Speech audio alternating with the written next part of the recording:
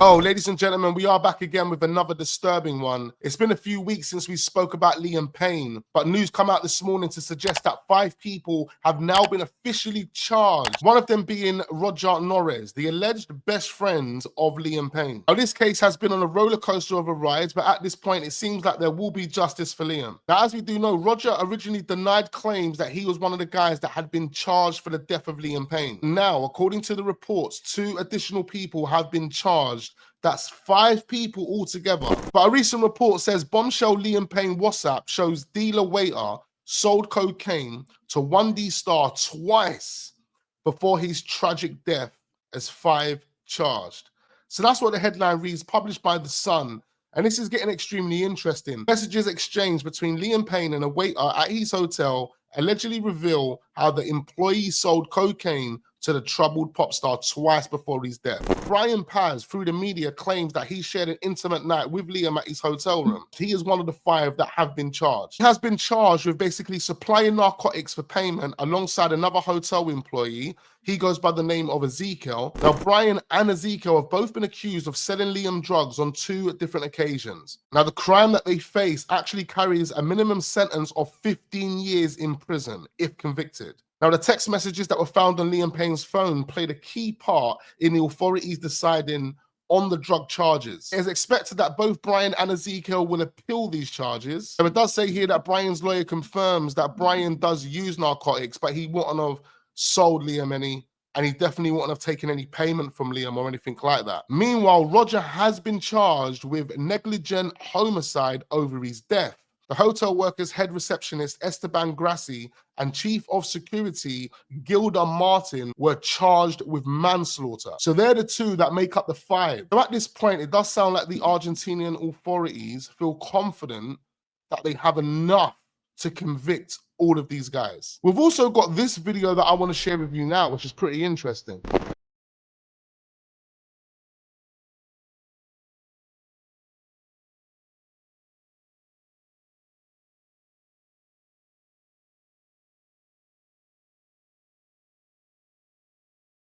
I'm not too sure how many of you guys have seen this video, but in this video, you see Roger actually giving Liam Payne something. And this, in my opinion, this is Roger giving Liam Payne narcotics. And this security guard that's with Liam Payne also knows what's going down. He actually sees it in Liam's hands. He sees Liam put it in his pocket, but because he knows Liam's the boss, he just looks down at the floor and turns around and continues to walk down the stairs. Take a look. That's where it happens. And then he just walks down the stairs. Why would Roger walk back up the stairs to then walk down the stairs? That's what you got to think. Let's just watch that again. I don't know most of you guys would have seen this already. I haven't done any videos on Liam Payne for a couple of weeks, so I'm bringing this to your attention now. But this is extremely interesting and proves that Roger was fully involved in the build-up to Liam Payne's death. But right here, Roger kind of has the thing in his hand. He looks in there, gives it to Liam right there. And then Liam takes it. Security guard clocks what's going on. Obviously, he knows Liam, he knows Roger, and they just get on. That's when Liam's putting it in his pocket, and there you go. They just continue like nothing happens. That just shows you right there that something suspicious took place between Roger and Liam. In my opinion, it was some sort of drug deal. And if that is the case, it kind of eliminates Brian and the other guy, but it seems like Roger is the guy that's selling Liam the drugs. He's doing the direct selling. He is giving Liam the drugs at this point. But what that video kind of proves is not only did Roger have involvement in getting Liam Payne the drugs, but he was also involved in the build-up to Liam Payne's death. Roger also had the audacity to do this interview with TMZ. I'm Roger Norris, and I'm a very good friend of Liam's. And I'm Roger Norris, and I'm a very good friend of Liam's. With him the day that he passed away. He was in good spirits. He was like talking to 10 or 15 Americans that were here for a wedding. So he was talking to them, and he was joking around. One of our wedding guests did have a meaningful conversation with him. He told her that Brett Watson. The reason he was so the plant up was because he was in a boy band. And just saying these things that it didn't really make sense or fit the context of the conversation. I left like at 4:05 or so, and he was in good spirits. He was perfectly balanced, like talking to everybody, having fun, laughing. So nothing out of the ordinary. And that's when I said, okay, bye. So you left him about An hour before he fell off that balcony. and you say he seemed fine. Yeah. Well, he seemed playful and happy. He seemed playful and happy. Well, that's Roger Norris's account, but it's wildly different from what others say they observed. Our Exactly. guest witnessed Liam laying on the sofa in the lobby.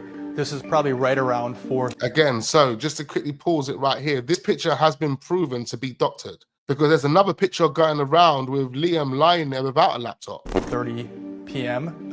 Wasn't necessarily coherent. He definitely looked like he was under the influences, according to our guest. Apparently something came in on his computer, and they describe it as something, and Liam just kind of flipped.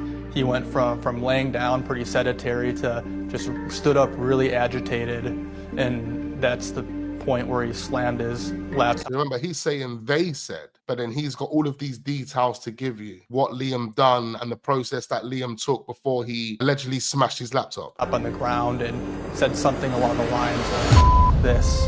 Roger Norris says, despite accusations of abandonment by authorities, he was a dutiful friend the day Liam died. I went to the hotel 3 times to check on him. During that morning, he seemed tipsy, but nothing out of the ordinary. He was tipsy, but nothing out of the ordinary. But prosecutors say Roger had a duty to stick around, whether Liam wanted it or not. Which is why they want. I would agree, especially if he was going through what this guy Brett Watson claims he was going through. Sounds like he was stressed. Sounds like he was in a difficult place. Because why would he respond and act in the way that Brett Watson and them lot claim if he was in such high spirits, if he was in such a good place? It doesn't make any sense. It doesn't add up. Sounds to me that Roger was trying to distance himself from whatever happened at the hotel by saying, the last time I spoke to Liam, he was in high spirits. Otherwise, I wouldn't have left him. For abandonment. Eventually, he got to the point where he either tripped or he passed out and ended up falling over one of the end tables. Remember, this statement that we're hearing right now is only coming from one person and one person only. That's Brett Watson. Is it just a coincidence that this guy from the US is at the Argentinian hotel where Liam Payne's staying the night Liam Payne's there, the day Liam Payne falls to his death? Haven't seen any major statements being made by Argentinian people, by other people that were there, by other foreigners. Just Brett Watson. Make it make sense. In the lobby. And this is when he started twitching on the ground. From what I could see, it looked like he was going in and out of consciousness, not very lucid at all. At this point, the hotel staff had rushed over to him. It looked like he was overdosing on something. We did see the group of people around Liam getting him into the elevator. And this all happened about 10 minutes before he ultimately fell. He ultimately fell. And this guy, Brett Watson, witnessed all of this. He witnessed it all. He witnessed that whole process from Liam being on the chair to being taken up to his room to seeing him fall through the air. Now, in one of the last videos we've done speaking about Liam, it was being reported that Liam was trying to escape his hotel room. I'm pretty sure I read he was trying to climb down from his balcony to the next balcony. Now, if that is the case, why was he trying to escape from the 3rd floor balcony? It was also then confirmed for that scenario to be believable. Why? Because Liam tried to climb down from a balcony previously. If he was trying to climb down from the hotel balcony, then clearly he was trying to escape. But who was he trying to escape from? Who was he running away from? Who was keeping him against his will at that hotel? Because that's what that narrative sounds like. But for some reason, I just don't buy that. I feel like if there was some sort of altercation leading up to Liam going to his hotel room, I think once it got into that hotel room, that's when it kicked off. Anyway, it does look like there will be justice for Liam. 5 people have been charged. Ladies and gentlemen, I need you guys to comment down below. Let me know exactly what you are thinking right about now. Make sure you hit that like button. Do subscribe to the channel if we are newly watching. Turn your notification bells on so you don't miss out on future videos. And I look forward to seeing you guys on the next one.